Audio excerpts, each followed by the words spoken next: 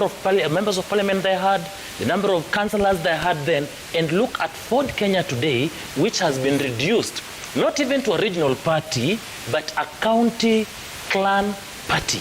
Therefore, DAP is a national reflection of what would be called Ford Kenya. Many sense that it's a party owned by Eugene Wamalwa. So I think I can give you a chance to respond to those who feel that it's a vehicle for a specific purpose and not the national party that you're talking about this evening. One, if you went to the records at the Register of Political Parties, you will know who the founder members of DAP-K are. Eugene Wamalwa, the CS Defense, is none of the founder members, is not even a member as we speak. Eugene Wamalwa is a member of the Jubilee Party. Today I agree that he attended the launch of Democratic Action Party because, like any Kenyan, he has a constitutional right to belong to a political cause. And if Eugene Wamalwa chooses to associate with DAP Kenya, then we cannot stop him from associating with it because he has that right. And in any event, he is one of the senior leaders from Western Kenya.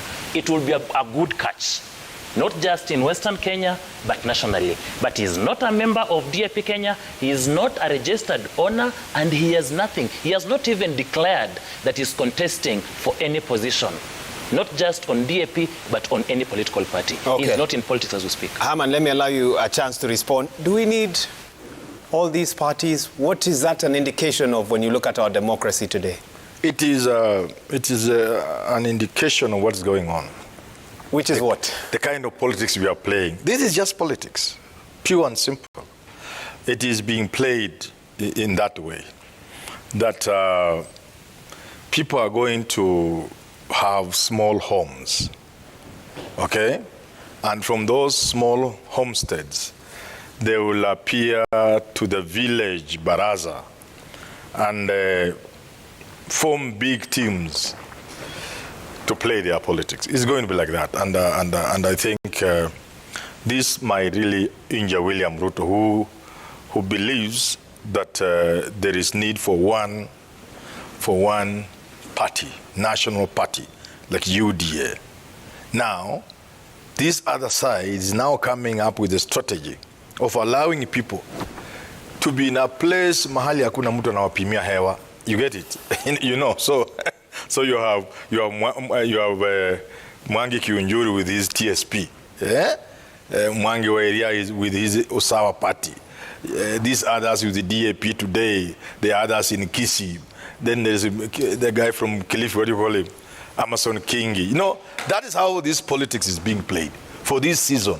You know, every season has a way the politics is being played.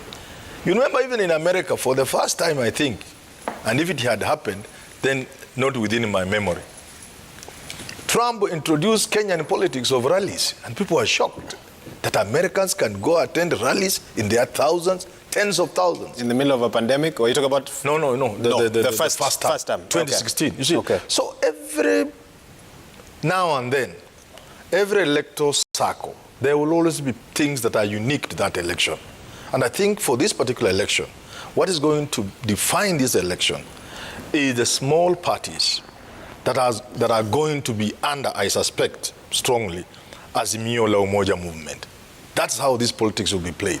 So when William Ruto says, and I'm going to allow Barrack to come in shortly, that there's a plot by his political rivals to form small tribal parties which will be used to whip emotions in different corners of the country. He calls them small tribal parties. Yes. Do you agree with him? Does he have a point? They are not necessarily tribal parties. They are just parties that represent people perhaps in smaller places.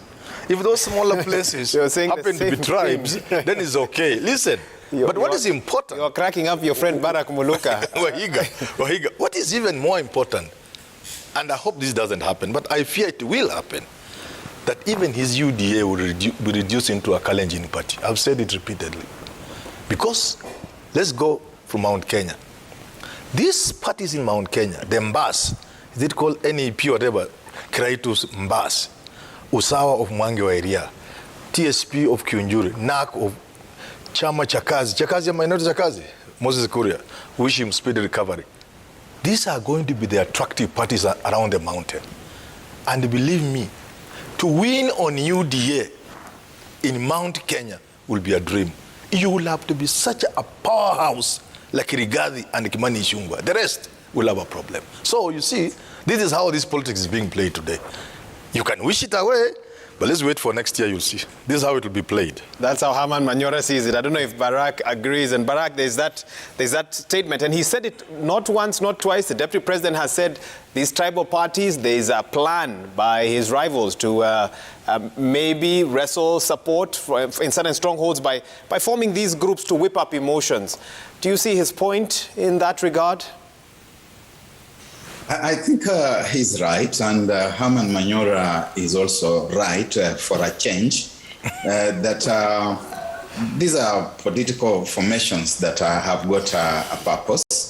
Give them an ethnic base. In the particular case of the DAPs, to scuttle Ford Kenya, to scuttle ANC, and indeed to torpedo even UDA in Western Kenya. Herman Manyora is therefore spot on when he says that that is how the game is being played this time round. For the Deputy President, having recognized that this is what is happening, he needs to... All right. Carry on. Yeah, he needs to see how best to counteract this, because he has obviously seen that even some of his closest lieutenants are telling him, please do not label us as owners of small tribal parties. It is a factor of how things have played out in Jubilee.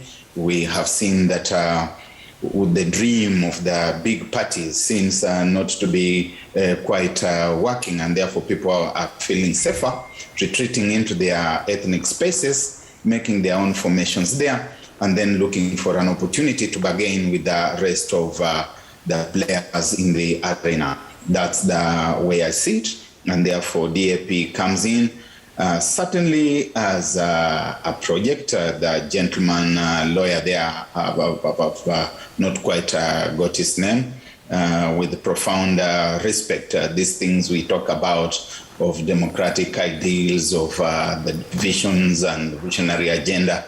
We talk about the formation of multi-party democracy in this country. For some of us, it is living history. We have seen it.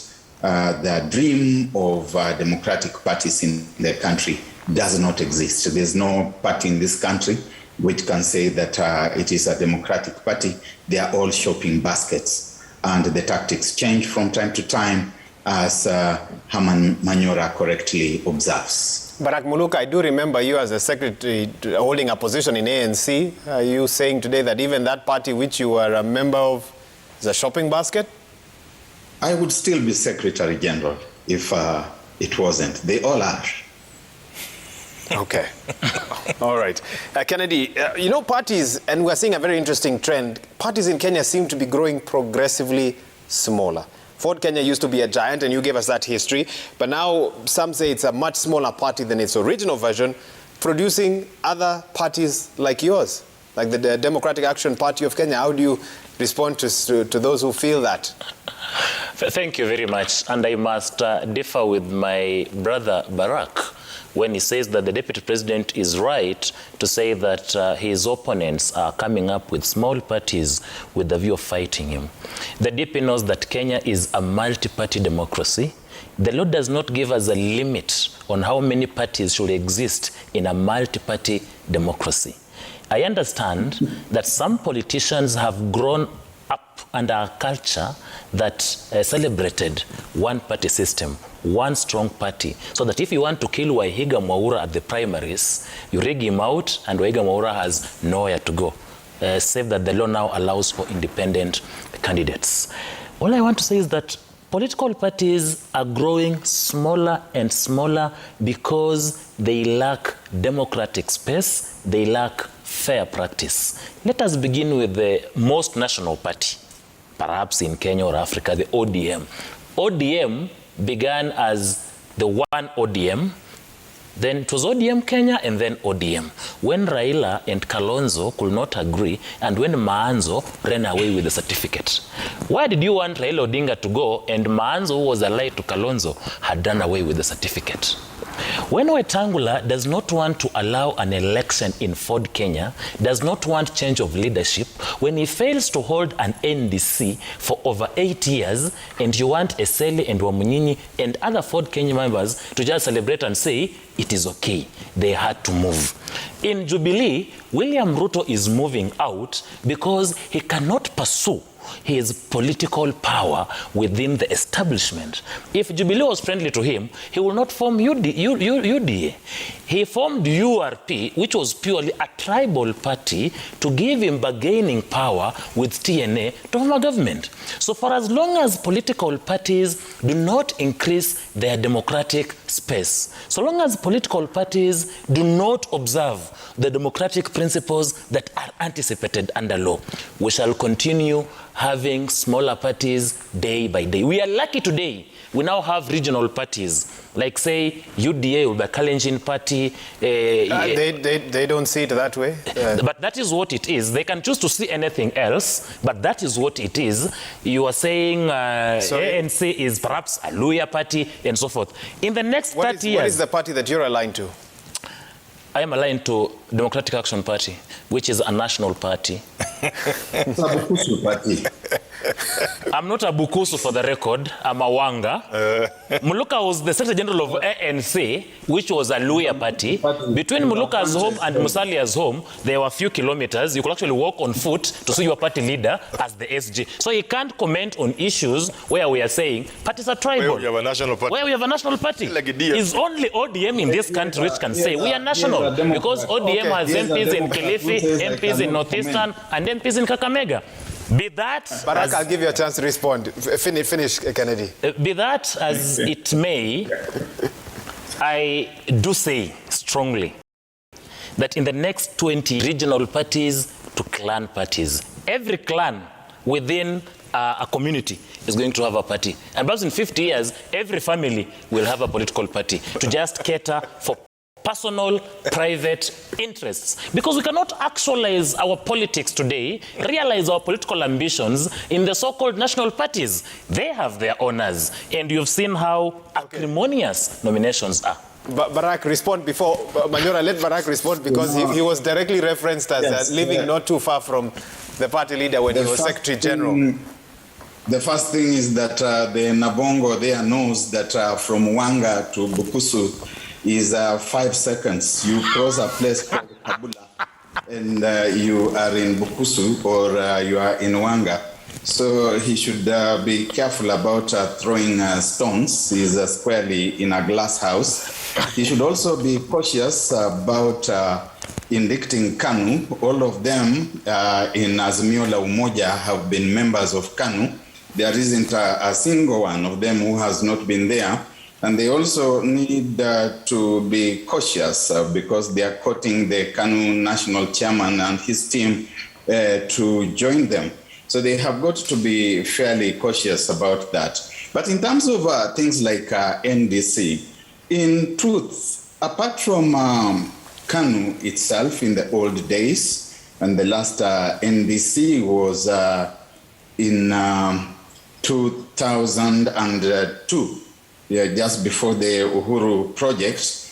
The only other party which has attempted to have the democratic processes up to nearly the conclusive stage has been ODM.